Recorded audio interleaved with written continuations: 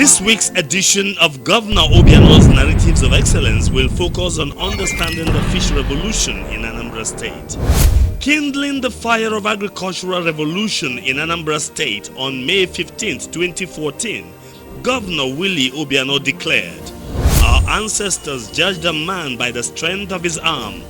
A man who could not feed his family was regarded as an efulefu, a failure." Nearly 8 years after that declaration, Anambra has become home to some of Nigeria's largest mechanized farms, the nation's most sophisticated rice mills, an ultra-modern poultry farm, a leading exporter of farm produce, and a beehive of farming cooperatives. The agricultural landscape of Anambra State has changed for good, but the silent trigger in all of this is fish farming. Fish farming is a big agricultural subsector that has yet to be fully exploited across the country. Research shows that the demand for fish in Nigeria stands at 2.1 million metric tons per year, while current production is estimated at a paltry 800,000 metric tons. This leaves a shortfall of 1.3 million metric tons. But Governor Obiano has risen to meet this shortfall with a strategic approach to fish farming that would guarantee Anambra State a firm foothold in the huge fish business. When he took over the reins of leadership in 2014, fish production in Anambra State stood at 12,000 metric tons per annum.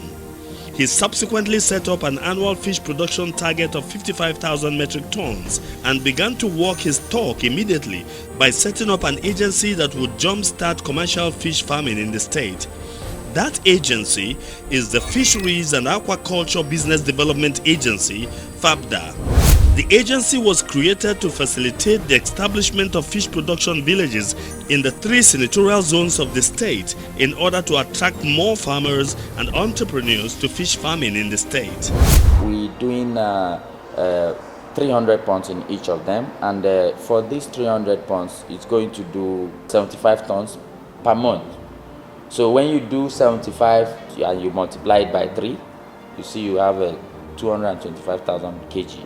These fish production villages create facility for massive production, industrial scale production of table fish, creates off-take line for the fingerlings production. So we are looking at the fish production villages as well will provide steady supply to our fish processing factories, first to the local market and also, ultimately to the export market. The Anambra Fisheries and Aquaculture Development Agency has since swung into action, nurturing fish farmers across the state and teaching them modern techniques in fish farming. The expectation was that FABDA would catalyze fish production to ensure that the 3 senatorial zones would contribute meaningfully to the overall annual fish production output from Anambra State. We had to encourage investors and actors to streamline the operation, specialize, and then they can grow. So in that line as well, we have been able to categorize scales of operation. So again, that's another level of fine-tuning the structure in order to be more effective in managing, governing, regulating, and driving our targets. FABDA has also recorded great investments in the fisheries and aquaculture industry to boost fish and fish feed production. Aided by Governor Obiano's Aquacultue call, his administration's persistent effort at ensuring a peaceful and business-friendly environment, and the increased ranking of Anambra State among states with good indices in the ease of doing business, FABDA's articulate policies have successfully attracted investments in the fish and fish feed production value chain. Private organizations like Grand Series Limited, a subsidiary of USC PLC, has installed a 30% metric tons per annum fish feeds plant at Onitsha, an investment worth 1.2 billion naira only as at 2019. There's always been a partnership between the Anambra State government and the Grand Series. That was quite instrumental. Anambra State has been quite a hospitable host, and they made it quite convenient for us to set up a business here in Anambra. We produce fish feed for the different sizes or stages of fishes, starting from the 2 mm we have going up to the 9mm, which is the phase for the adult fish. So we cater for the different phases of growth in the fish business. It's quite a viable business in terms of we see a lot of interest. People have interest in fish farming here in Anambra, and it's something that is still growing. I don't even think we've started yet. It still has a lot of potential in terms of where the business can get to in the state.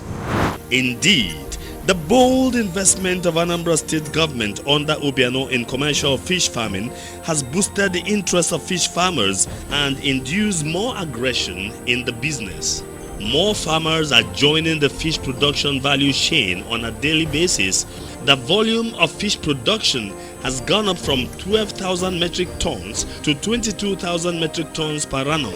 Within the period under review, private investments in fish farming have added another 6,000 metric tons to the total output from the state. A lot of encouragement and a lot of advices has been coming from the government side, advising some of the novice or even those that have been in the system on how to handle some of the things, because some people thought that fishery is just something you would drop fish in the water and maybe it will just give you yield. It's not just like that. Anybody can do fish farming with any little amount if you can heed to advice.